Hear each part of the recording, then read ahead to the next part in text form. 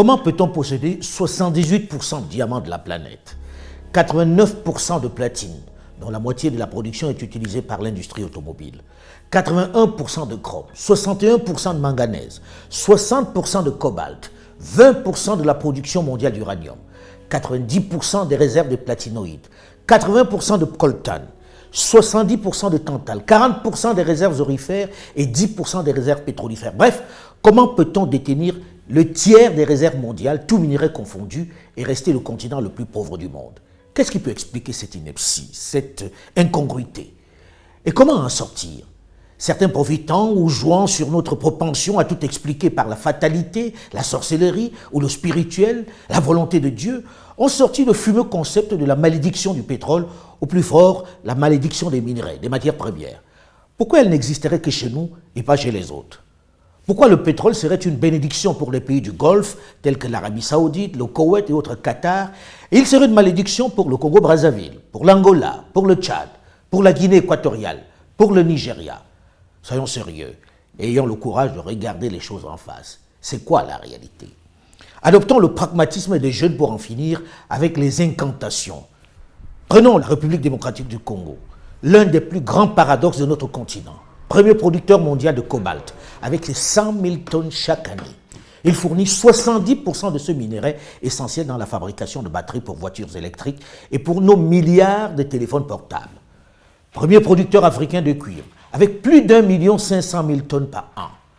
Le Congo est assurément un scandale géologique, puisque la liste de ces minéraux est longue et importante. Diamant, près de 19 millions de carats par an. Or, plus de 40 000 kg par an. Zinc, 7 800 tonnes. J'arrête là l'inventaire parce que, comme le disait l'auteur Frantz Fanon, l'Afrique a la forme d'un revolver dont la gâchette est le Congo. Les superlatifs, pour le dire, sont foison. Scandale géologique, pays béni des dieux. Mais dans le même temps, l'immense majorité de la population dans ce territoire grand comme l'Union européenne, avec cette immense richesse, vit avec moins d'$1 par jour. Que s'est-il passé pour qu'on en arrive là? Il s'est passé que ce vaste pays, après la colonisation belge, en est sorti avec de sérieux stigmates. Je ne vais pas revenir sur toutes les spoliations et pillages perpétrés par le roi Léopold II dans ce qui était sa propriété. Les jeunes ces dernières décennies, avec le talent qui est le leur, l'ont largement commenté. Ils l'ont déjà abondamment évoqué. Évoqué le cynisme qui fait que 5 jours seulement après son accession à l'indépendance obtenue au forceps, les colons belges et Bruxelles ont suscité une guerre financée par l'Union minière du Haut-Katanga, l'ancêtre de la GECAMINE. Guerre qui dure encore jusqu'à cette date. Guerre qui a permis pendant tout ce temps de piller tranquillement, de garder la main sur les immenses richesses minières du Congo. Avec bien sûr souvent, il faut le rappeler, la complicité de quelques nationaux, de certains dirigeants et des voisins aussi, qui se servent sans gêne.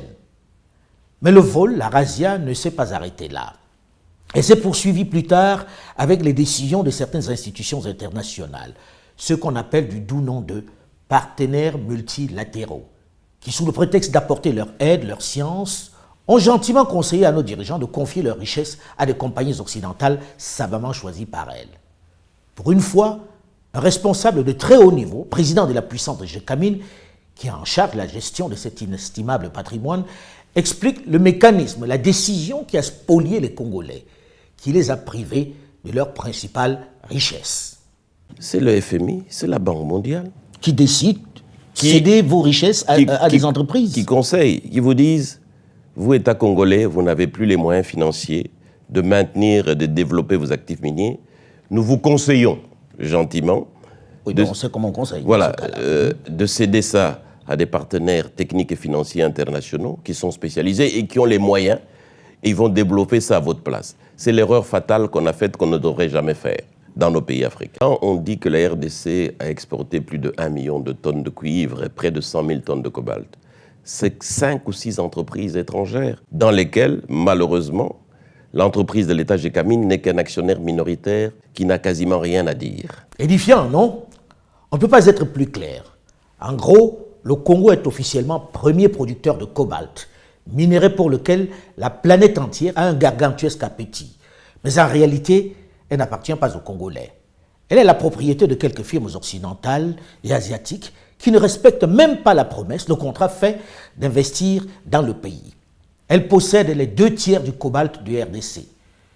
Et comme si ça ne suffisait pas, ces entreprises, elles ont pris nos gisements, elles sont allées les donner en garantie à des banques étrangères et elles ont emprunté. Au lieu d'amener des capitaux qu'on nous avait promis, c'est des prêts qu'on nous a amenés à des taux qui dépassaient 10% alors que nous savons qu'ils les avaient à 2 ou 3%. Dont les entreprises à qui on a donné les concessions sont allées gager les mines du Congo auprès des banques. Et ont emprunté alors qu'elles devaient amener des capitaux.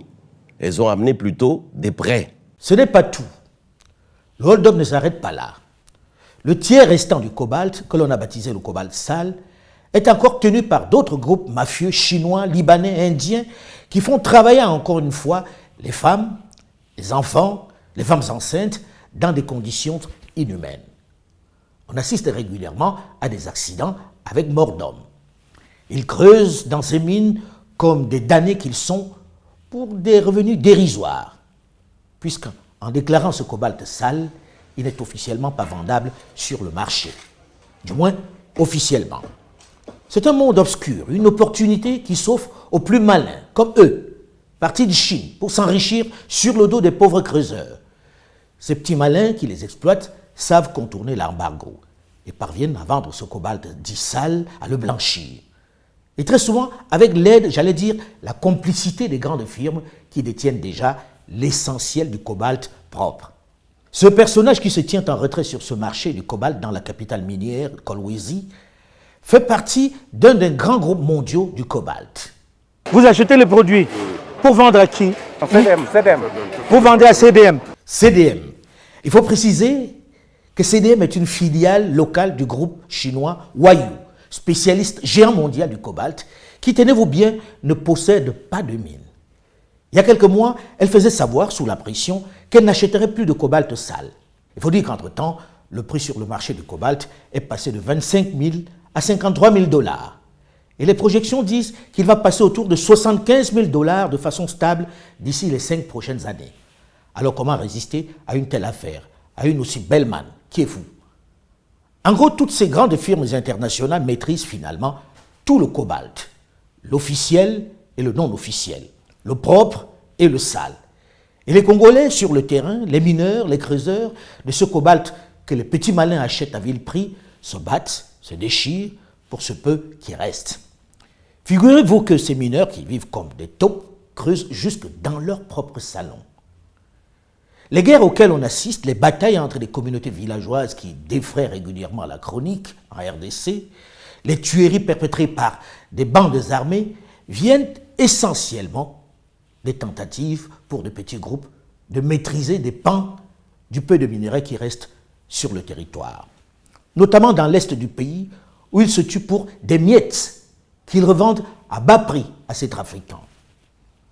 En gros, les firmes Glencore, China Mobile Denom et Sycomine, qui détiennent les 2/3 de cette matière minérale qu'est le cobalt, réalisent 18 à 20 milliards de $. Des chiffres surréalistes sur le seul cobalt et le cuivre de RDC. Tandis que l'État congolais ne perçoit que 1,3 milliard, c'est-à-dire à peine 10%. Vous avez bien entendu, à peine 10%. Dans ce cas, qui est le vrai patron du pays? Et comme si ça ne suffisait pas, il n'existe pas de mécanisme de contrôle fiable pour s'assurer que ce qu'il déclare est réel. Regardez ces jeunes qui vivent comme des taupes, qui risquent leur vie chaque jour pour quelques grammes de cobalt. Et regardez cette voiture, ce véhicule électrique considéré comme le nec plus ultra, la Tesla. Sans lui, elle n'existerait pas, quel que soit le talent du créateur. Mais regardez le fossé qui sépare le monde du fabricant de celui du creuseur. Cherchez l'erreur. Ce que nous venons de voir dans le cas du cobalt n'est rien comparé au hold-up réalisé dans l'or, dans le diamant, bref, dans presque toutes les autres richesses minières. Ces pillages, avec les stratégies cyniques mises en place pour les pérenniser, sont à l'origine de l'instabilité dont est victime la RDC. Au regard des immenses profits qu'elle réalise désormais dans ce vaste ensemble, pensez-vous que les firmes occidentales et asiatiques qui tirent leurs revenus du chaos aient vraiment envie que la paix y règne? Certainement pas. Vous me direz que les voisins du Congo, tel le Rwanda, qui est devenu un exportateur de minerais alors qu'il ne possède pas une seule mine sur son territoire, ou l'Ouganda, n'y sont pas pour rien non plus. C'est vrai. Mais ils ont profité d'une situation, d'un climat, l'occasion faisant le larron. Lorsque l'on évoque les responsabilités, on ne peut pas oublier celles des dirigeants africains qui ont été, pour beaucoup, responsables de ce pillage, soit par ignorance pour les plus anciens, soit par la corruption pour les plus jeunes. Nous ne savions rien de ce qui se passe et nous n'avons même pas la quantité du pétrole qui sortait de notre pays, nous ne la connaissions pas. Vous voulez dire que les autorités congolaises ne la connaissaient pas. Ne connaissaient pas la quantité de pétrole extraite de leur sol? Par quel moyen? Là, on a, si vous voulez, à mon avis, utilisé, ou comment dire, un peu la naïveté, je dirais, des dirigeants des pays hôtes, des producteurs. Nos cadres, nos responsables, nos chefs d'État ont eux aussi participé à ce pillage. Beaucoup ont été les outils, les instruments indispensables de cette spoliation. Ils le sont encore chaque jour par leur servilité et leur appétit vorace du gain. Ils doivent être jugés et condamnés, notamment les plus diplômés, qui avaient bien conscience de ce qu'ils vendaient à leur pays. Mais si on doit être intransigeant avec eux, on doit l'être davantage avec les pilleurs, leurs commanditaires. Pour qu'il y ait corruption, il faut être deux au moins, un corrompu et un corrupteur. Les peines doivent être au moins les mêmes. Or, nous avons malheureusement et de plus en plus tendance à concentrer notre colère, notre courroux, fort bien justifié, sur nos seuls dirigeants et cadres dont le rapt, selon les rapports des experts internationaux fiables, constitue 1% de cette corruption. Oui, 1%. Oubliant trop souvent les firmes internationales et les États qui sont responsables de 99% de cette évasion. Ce Congo-bashing, ou plus globalement, cet Africa-bashing, contribue à nous distraire des autres, des vrais responsables de notre malheur. Les gros poissons nous payent, nous utilisent encore pour détourner notre attention d'eux, pour nous distraire. On ne doit pas les oublier. C'est eux les principaux responsables. On ne doit pas se contenter de voleurs de poules pendant que les grands parrains nous font la leçon.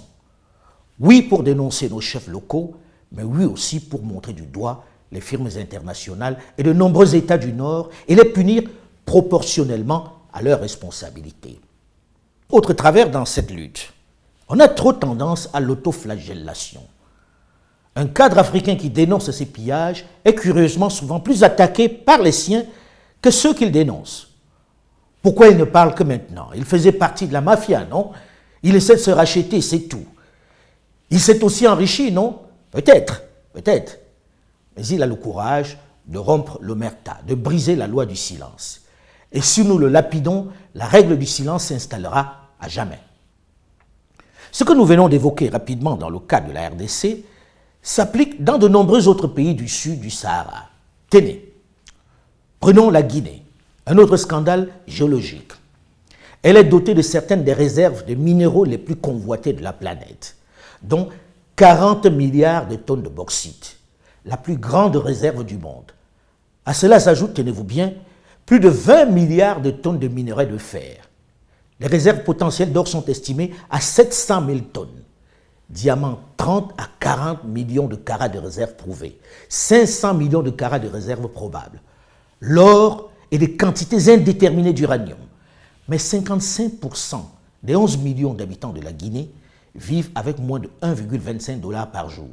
Et le pays se classe 178e sur 187 pays selon l'indice de développement humain 2013 du PNUD, qui mesure le niveau de vie des pays. À qui profite cette immense richesse qui laisse les Guinéens dans l'extrême pauvreté? Les mêmes compagnies internationales. Pour bien comprendre la situation actuelle, il faut toujours remonter à la genèse. C'est en cela que connaître son histoire est nécessaire pour mieux construire son avenir. Il faut bien connaître le passif pour mieux gérer l'actif. Lorsque le général de Gaulle s'emporte en ce mois de septembre 1958 à Conakry après le vote du non au référendum qu'il propose pour maintenir les territoires africains dans la communauté française, c'est certes parce qu'il est blessé dans son amour-propre, parce qu'il ne supportait pas la contradiction, mais c'est surtout parce qu'il perd une inestimable réserve de matière. Ce trésor dont je viens de vous faire un bref inventaire. C'est pourquoi il va décider de fragiliser le jeune État et de mettre en difficulté son jeune président Ahmed Sékou Touré. Il ne se contente pas de partir en emportant jusqu'aux fils électriques. Il essaie même de déstabiliser le jeune État en fabriquant des faux billets de Sili pour faire s'effondrer son économie. Le but est de susciter l'insurrection pour qu'il tombe et que la France revienne en libérateur. Seulement, le calcul va s'avérer faux. Malgré les tentatives de déstabilisation, Sékou Touré, le paria, l'effronté, tient. Il tient, c'est vrai, mais il se tourne vers d'autres partenaires qui vont exploiter sa fragilité, qui vont faire la même chose que les nations occidentales. Sous le prétexte de soutien idéologique, l'Union soviétique de l'époque, l'URSS, qui manque même de tact et de considération au point de lui fournir des chasse-neige dans un pays qui n'a jamais vu un flocon, va progressivement s'accaparer une bonne partie de ses minerais. Il a simplement changé de maître. Autre exemple de tour de passe-passe réalisé pendant que nos parents croyaient en l'amitié et au concept d'aide. Le Niger et son uranium, où l'État cède en 1968 la principale concession d'Arlit de 375 km² utilisée comme combustible nucléaire dans les centrales nucléaires en France et pour la force de dissuasion nucléaire française. Les autorités nigériennes l'ont donc cédé à l'ancêtre d'Areva pour 75 ans. Ce qui veut dire que lorsque l'on parle du Niger comme le troisième producteur mondial d'uranium, c'est un peu une vue de l'esprit, dans la mesure où les Nigériens les récupéreront, avec un peu de chance, leur principale mine qu'en 2043, soit dans 23 ans. Et qu'est-ce qui en restera?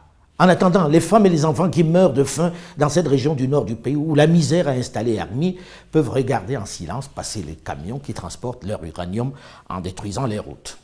Certains jeunes y ont préféré rejoindre les groupes terroristes.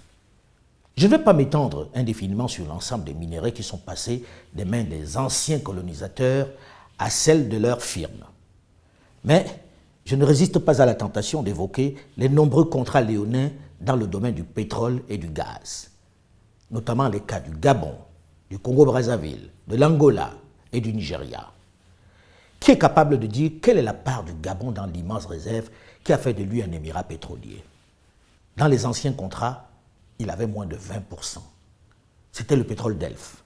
Encore de l'histoire. Il faut que vous, jeunes, vous en soyez imprégnés si vous souhaitez récupérer votre patrimoine en toute légalité. Lorsqu'à la fin de la décennie 50, sous la poussée nationaliste qui agite l'Algérie, qui est française à cette époque, Paris comprend qu'elle risque de perdre sa principale réserve pétrolière, elle se retourne vers le Gabon où viennent d'être découvertes d'importants gisements. Elle y met le paquet pour l'exploiter. L'outil est ELF, qui signifie électricité et lubrifiant de France. Le Gabon devient sa principale réserve. Au moment de l'accession du pays à l'absolue indépendance en 1960, elle y laisse naturellement à sa tête un homme de paille, Léomba, qui est même carrément opposé à cette accession à la souveraineté internationale. Il supplie le général de Gaulle pour que le Gabon reste dans la communauté ou devienne un département français comme la Martinique ou la Guadeloupe. Mais l'homme du 18 juin 40 n'accède pas à sa demande. Pour lui, cette indépendance n'est rien de plus qu'une démarche symbolique, puisque le pétrole continue d'être contrôlé, d'être exploité par la France. Normal que le contrat pétrolier soit lyonnais, puisque c'est Paris qui l'établit. C'est son pétrole. Et pour s'assurer que personne ne va contrarier son projet, il va choisir un président servile, un gouverneur noir qui n'hésite pas à dire ceci. Tout Gabonais a deux patries, le Gabon et puis la France. Pensez-vous, très sérieusement, que cet homme puisse lire dans le contrat pétrolier élaboré par Paris? Pensez-vous qu'il soit équipé intellectuellement pour évoquer les intérêts de Libreville, si déjà sa préoccupation est celle du lien indéfectible avec Paris? Pensez-vous qu'il mesure les enjeux? Comment voulez-vous qu'un homme qui pense ainsi puisse veiller sur les intérêts du Gabon? Et lorsque vient le moment de décéder en 1967, il est remplacé par un autre préparé pour l'occasion, Omar Bongo Ondimba. Il va tout faire pour préserver le statu quo. Même si on le trouve généreux et sympathique, il va veiller sur les intérêts pétroliers d'Elf. Pire, le général de Gaulle, soucieux des intérêts de son pays, qui lorgne sur le pétrole du Nigeria, va se servir de lui pour déclencher l'une des guerres les plus meurtrières du XXe siècle, celle du Biafra.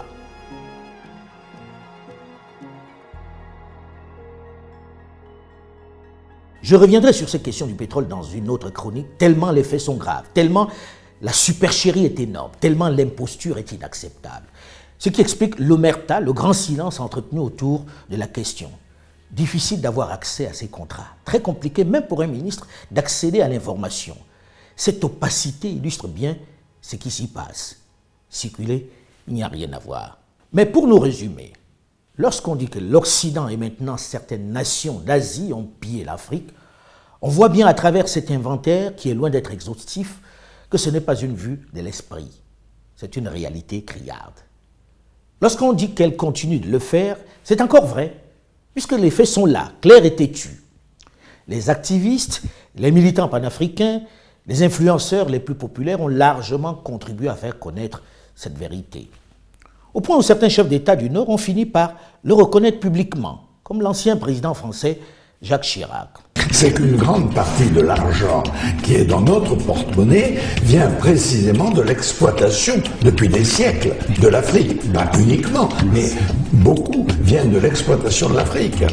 Alors, il faut avoir un petit peu de bon sens, je ne dis pas de générosité, de bon sens, de justice, pour rendre aux Africains, je dirais, ce qu'on leur a pris, d'autant que c'est nécessaire si l'on veut éviter les pires convulsions ou difficultés avec les conséquences politiques que ça comporte dans le prochain avenir. Les lignes bougent sous les cris, les manifestations, les écrits, les marches des activistes et panafricanistes de tout poil. Leur combat porte. Mais ces dénonciations ne peuvent suffire à corriger ces injustices, ces pleurs, ces marches. Aussi utiles soient-elles, elles ne peuvent être notre seule arme. Le moment est peut-être venu pour une jeunesse plus diplômée, plus au fait, d'élaborer une stratégie plus efficace pour reprendre son patrimoine, pour rétablir la justice. Il ne s'agit de chasser personne, il ne s'agit de stigmatiser personne. Il s'agit d'utiliser les armes modernes qui ont fait défaut à nos parents, le droit, tout simplement. Aujourd'hui, commençons par les ressources minières, les matières premières dont nous sommes les principaux pourvoyeurs. Le Congo tout entier et kozala na mikolo ezali koya capitale mondiale ya ba minerais stratégique. Potozali à peu près na 60% ya ba minerais stratégique oyo mokili mobimba ezali kotala lelo. À la vérité, certains dirigeants ont commencé la contre-offensive avec des fortunes diverses. Ainsi, par exemple, le choix de la RDC a d'abord été la réforme du code minier, qui semble plus novateur, moins favorable aux multinationales qui se sont accaparées les richesses du pays. Ce code rééquilibre ou du moins diminue officiellement les injustices en les taxant un peu plus et en les obligeant à redistribuer une partie aux populations locales. Ceci devrait se traduire au moins par une augmentation des revenus de l'État. Le dernier acte en date de cette démarche de réappropriation est assurément la création de EGC, l'entreprise générale du cobalt, qui devrait logiquement permettre de remettre le tiers du cobalt dit sale au profit des populations locales. Elle devrait créer un cercle vertueux dans ce monde désorganisé. En réalité, il s'agit d'une nationalisation de 20 à 25% du cobalt mondial. Ainsi, la RDC devient de fait, enfin, un acteur du cobalt mondial, capable de se passer d'intermédiaires et de discuter avec les acteurs directs de la filière, de parler directement avec Tesla ou Samsung sans complexe. Au Gabon, dans les anciens contrats de partage de production, l'État avait parfois 10, 15, 20 ou 25%. La nouvelle loi prévoit que les parts de l'État ne peuvent pas être en dessous de 45%. Seulement dans le domaine minier, les conventions particulières restent malheureusement la règle. L'autre volet de cette récupération des richesses minières de l'Afrique passe évidemment par la dénonciation des contrats léonins. Nalembi makambo oyo nazali komona na mboka oyo depuis des années bato bazali koya awa bazane eloko te na poche soki bakei bakomi ba milliardaire biso tozotikala kaka bapauvre likambo wana ekoki kosalema te ke mokili eza koavanse biso tozongaka nsima. Nous changeons les contrats, nous renégocions parfois des contrats déjà signés parce que quand ils sont totalement déséquilibrés, nous le faisons. Parfois, c'est au risque d'aller en arbitrage et souvent de perdre parce que Les contrats antérieurs ont tellement été bien ficelés alors que les États, bon, très souvent malheureusement, on ne prend pas les experts qu'il faut pour nous accompagner. Mais ça, tous les pays africains l'ont compris maintenant. Ma partenaire Nabiso, poete likamboana toyo kanana bango libela ekozala obele sikoyo gagnant. Yo tongi immeuble na poto, biso pe tongi ya biso na Kolwezi. Otongi nzela na poto, biso pe tongi ya biso na Kolwezi. Il ne faut donc pas se décourager. L'Afrique doit s'armer de juristes de haut vol, particulièrement pointus dans le domaine des mines, pour éviter à nouveau de se faire berner. Il faut reconnaître que les nouveaux contrats établis sont moins en défaveur de nos États. Le modèle sénégalais dans ce domaine, il n'est pas le seul, est remarquable. D'abord, moi je suis géologue de formation, donc le pétrole, ça ne m'effraie pas. Je considère que c'est une ressource du sous-sol. Nous devons pouvoir optimiser son exploitation. C'est à travers les contrats, c'est à travers les dispositifs juridiques que nous mettrons en place. Si vous prenez le total, ce que gagne le Sénégal en prenant les parts de Petrosen, c'est-à-dire les 20% de Petrosen, les parts de l'État entre 30, 40 ou 50, plus maintenant les taxes que les sociétés, les compagnies payent, qui sont de l'ordre de 30%, c'est le Code général des impôts. Donc on se retrouve généralement avec une part du Sénégal qui tourne autour de 60 à parfois 80%. Si le projet est vraiment bien, c'est-à-dire si la production augmente, l'État peut avoir 80% des revenus globaux du projet. Et la première chose que j'ai faite dès les découvertes a été la création de l'Institut national du pétrole et du gaz pour former les meilleurs spécialistes en la matière, aussi bien en fiscalité pétrolière, en économie pétrolière, qu'en exploration, production et raffinage, ainsi que dans la distribution. Et ces premières promotions sont sorties. La première année, il y a eu 2000 candidats sur lesquels nous avons pris 20. 20 sur 2000. Vous voyez le taux de sélection. Et ils sont tous titulaires d'un diplôme d'ingénierat ou d'un master avant de rentrer à l'Institut. À saluer, il faut le reconnaître aussi quand les choses sont réalisées. La création d'une école pour accueillir les futurs cadres africains dans le domaine qui, entre autres, négocieront les contrats. Ils seront plus outillés pour veiller sur nos intérêts. Nous avons beaucoup pleuré, et à raison. Nous avons dénoncé les violences, les pillages, les mensonges dont l'Afrique a été victime et continue de l'être.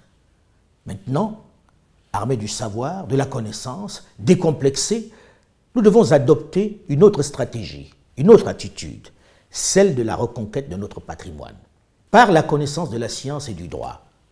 Nous ne pouvons, avec la population que nous avons, avec les ressources humaines dont nous sommes désormais riches, avec la manne minière dont nous sommes dotés, continuer de subir le diktat des autres, d'écouter les leçons des autres qui disent savoir mieux que nous ce qui est bien pour nous, qui déterminent nos priorités et la façon d'y arriver, qui prétendent nous aider alors que le concept d'aide est un vaste leurre, puisqu'il n'existe d'amitié entre les États ou les entreprises. Il n'existe que des intérêts.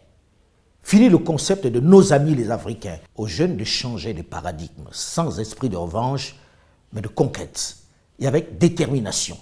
Il en va de votre avenir. Le nôtre, il est derrière nous. Et ne nous jugez pas avec les canons, avec les concepts et les connaissances d'aujourd'hui. On a échoué à apporter le développement, mais plus souvent par ignorance, que seulement par la corruption, comme on veut le laisser penser. Les Africains n'étaient pas plus corrompus que d'autres, non. Récupérez votre dû avec la connaissance que vos parents vous ont permis, qu'à un cas, d'acquérir.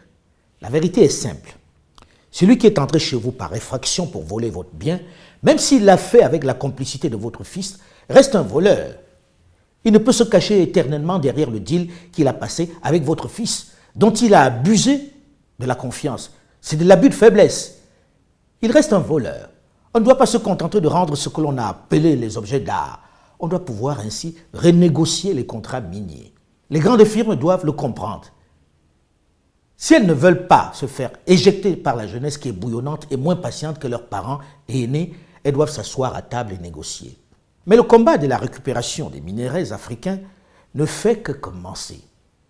En ce qui me concerne, je travaille avec mon équipe sur un documentaire consacré aux mines en République démocratique du Congo. Une plongée dans les profondeurs abyssales de cet univers trouble qui va donner, une fois n'est pas coutume, la parole aux acteurs africains de la filière.